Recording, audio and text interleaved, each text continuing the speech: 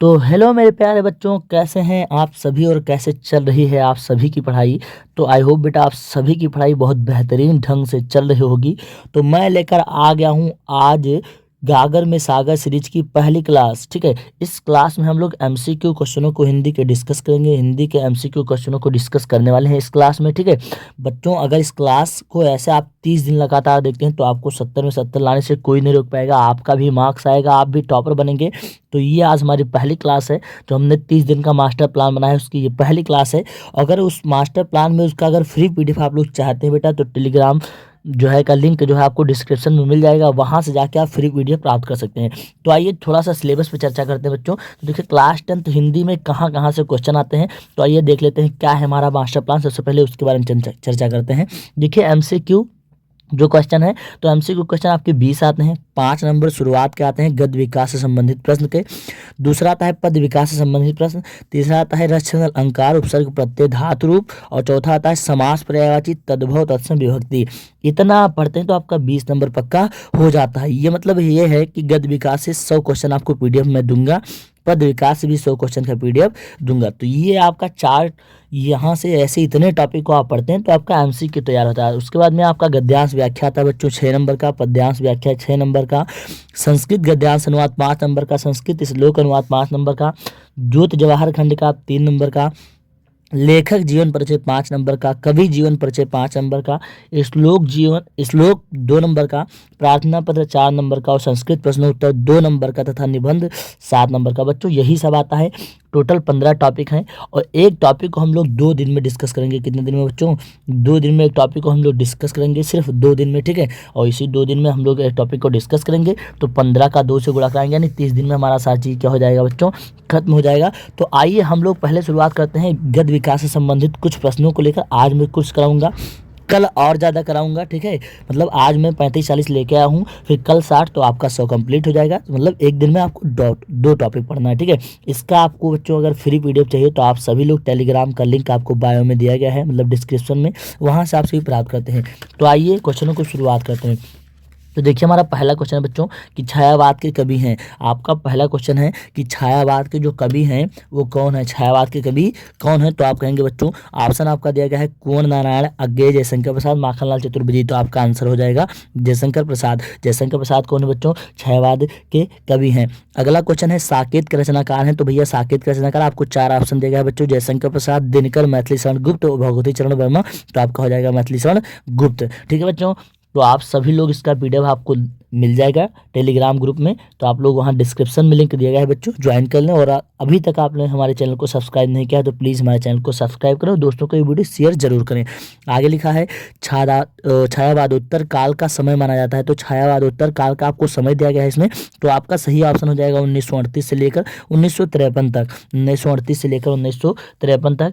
आपका अगला क्वेश्चन है बच्चों कि संसद से सड़क तक किसकी रचना है? संसद से सड़क तक, तो ये धूमिल की रचना है। किसकी बच्चों? धूमिल की रचना है। अगला क्वेश्चन आपका है छायावादी काव्य के कवि नहीं है। छायावादी काव्य के कवि नहीं है, तो भैया कवि कौन नहीं है? सुमित्रानंद पंत जी नहीं है। अगला क्वेश्चन है किस कवि को राष्ट्र कवि का सम्मान प्राप्त हुआ बच्चों? तो किस कवि को राष्ट्र कवि का सम्मान प्राप्त हुआ? तो आप कहेंगे मैथिली शरण गुप्त जी को राष्ट्र कवि का क्या प्राप्त हुआ बच्चों? सम्मान प्राप्त हो। किसको? मैथिली शरण गुप्त जी को। आप सभी लोग क्वेश्चनों को भूलेंगे नहीं, इसको ऐसे रट लेंगे बच्चों। आगे लिखा है दीप शिखा के रचयिता कौन है? तो दीप शिखा, यामा, इस सब के रचयिता कौन है बच्चों? तो महादेवी वर्मा जी हैं। कौन है? महादेवी वर्मा जी हैं। आपका 8वां क्वेश्चन है कि तीसरा सप्तक प्रकाशन वर्ष, मतलब तीसरा सप्तक का प्रकाशन कब हुआ था? तो आप कहेंगे बच्चों 1959 ईस्वी में बच्चों। 1959 ईस्वी में तीसरा सप्तक का क्या हुआ था बच्चों? प्रकाशन हुआ था। 1959 ईस्वी में तीसरे सप्तक का क्या हुआ था? प्रकाशन हुआ था। चलिए और चलते हैं, ठीक है, अगले क्वेश्चनों पर। तो आपका ये देखिए बच्चों, अगला क्वेश्चन है 9 नंबर कि निम्नलिखित में से कौन सी रचना भक्ति काल में लिखी गई है? तो कौन सी रचना भक्ति काल में लिखी गई बच्चों? तो सूर सागर जो है वो भक्ति काल में लिखी गई है। उसके रचयिता, मतलब सूर सागर भक्ति काल में लिखी गई है। इसके रचयिता सूरदास जी हैं, क्योंकि सूरदास जो है भक्ति के कवि हैं, भक्ति शाखा के। ठीक है, अगला क्वेश्चन है प्रगतवादी युग के कवि हैं। तो बच्चों प्रगतवादी के कवि कौन है? आपके दिनकर जी हैं, मतलब जिनका पूरा नाम है रामधारी सिंह दिनकर। अगला क्वेश्चन है कि यामा रचना है। तो यामा रचना किसकी है? अभी मैंने बताया कि ये है महादेवी वर्मा जी की। अगला क्वेश्चन है कौन छायावादी के कवि नहीं है बच्चों।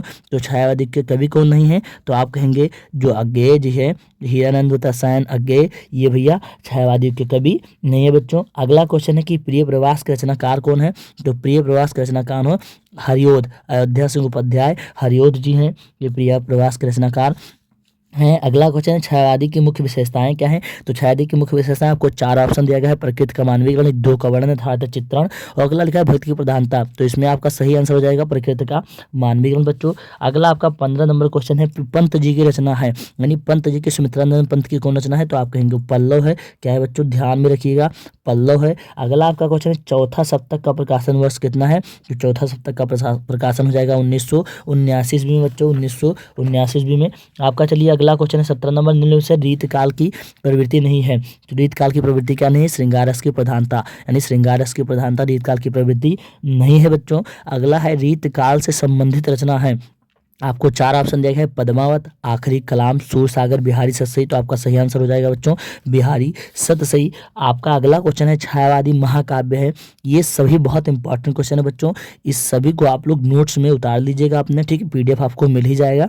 छायावादी महाकाव्य है, तो छायावादी महाकाव्य कौन है, कामायनी है। कौन है बच्चों, कामायनी है। कौन सी काव्य है, तो आप कहेंगे कामायनी है। आगे लिखा है छायावादोत्तर कवि हैं, छायावादोत्तर कवि आपको 4 ऑप्शन दिया गया है, भारतेंदु हरिश्चंद्र, मैथिली शरण और रत्नाकर और अज्ञेय। तो आपका सही आंसर हो जाएगा बच्चों कि अज्ञेय। कौन हो जाएगा, अज्ञेय। आपका अगला क्वेश्चन है महादेवी की रचना है, मतलब महादेवी वर्मा की क्या रचना है, तो आपको 4 ऑप्शन दिया गया है, गुंजन, गीतिका, झरना, निर्जा। तो निर्जा, भनोट, ये सब किसकी रचना है, आप कहेंगे कि महादेवी वर्मा जी की है। अगला क्वेश्चन है कठिन काव्य के प्रेत कहे जाते हैं, मतलब कठिन काव्य के प्रेत हम किसे कहते हैं, तो आपके 4 ऑप्शन दिए हैं बच्चों, भूषण, घनानंद, केशव, जायसी। तो इसका सही आंसर हो जाएगा केशव, ठीक है। अगला आपका क्वेश्चन है कि छायावादी के कवि हैं, तो आप कहेंगे छायावादी के कवि कौन है बच्चों, 4 ऑप्शन दिया गया है, नरेंद्र शर्मा, भवानी प्रसाद, निराला, माथुर। तो आपके कौन हो जाएंगे, निराला जी हो जाएंगे कौन, छायावादी के कवि। अगला क्वेश्चन लिखा है शोक गीत है बच्चों, तो शोक गीत आपका 4 ऑप्शन दिया गया है,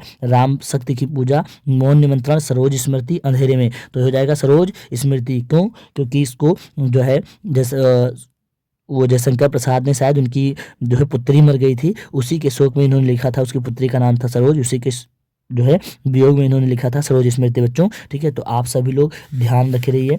चलिए अगले क्वेश्चन की ओर हम सभी चलते हैं। तो आपका अगला क्वेश्चन हो जाएगा 25 नंबर, द्विवेदी युग में लिखी गई रचना है, तो द्विवेदी युग में लिखी गई रचना 4 ऑप्शन दिया गया है, तार सप्तक, कामायनी, गीतिका और प्रिय प्रवास। तो आपका हो जाएगा ये प्रिय प्रवास बच्चों। अगला लिखा है कुरुक्षेत्र के रचनाकार हैं, तो कुरुक्षेत्र के रचनाकार 4 ऑप्शन, जयशंकर प्रसाद, निराला, शमशेर सिंह और दिनकर। तो ये हो जाएगा रामधारी सिंह दिनकर जी, इसमें सही है। आपका अगला क्वेश्चन रामचरितमानस में कुल कांडों की संख्या बच्चों, ये देखिए ये बहुत कॉमन क्वेश्चन है, इस सभी का आंसर आप सभी लोग कमेंट में जरूर बताएगा बच्चों। ये आप सभी के लिए मैं जो है होमवर्क समझ लीजिए दे रहा हूँ, आपको कमेंट में बताना है कि इसका आंसर क्या होगा।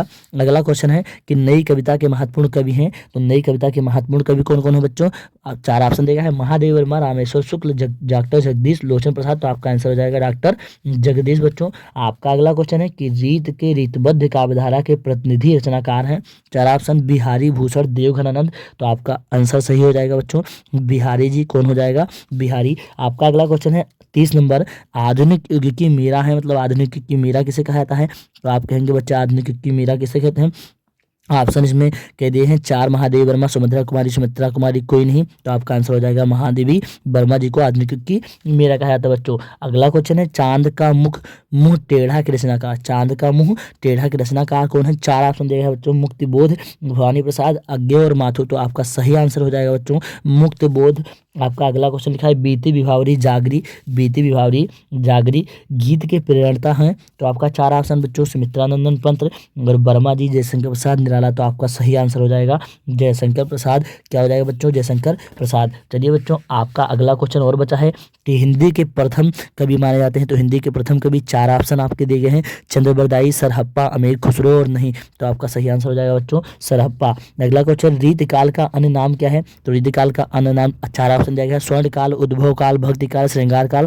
तो आपका सही आंसर हो जाएगा बच्चों भक्ति काल। आपका 33 नंबर क्वेश्चन है आलम घरानंद कवि हैं, 4 ऑप्शन दिया गया है, आदिकाल, रीतिकाल, भक्तिकाल, आधुनिक काल। तो आपका सही आंसर हो जाएगा बच्चों रीतिकाल, ठीक है। आपका अगला क्वेश्चन है प्रयोगवादी काव्यधारा के कवि हैं, 4 ऑप्शन, प्रभाकर माचवे, तुलसी, रैदास और नानक।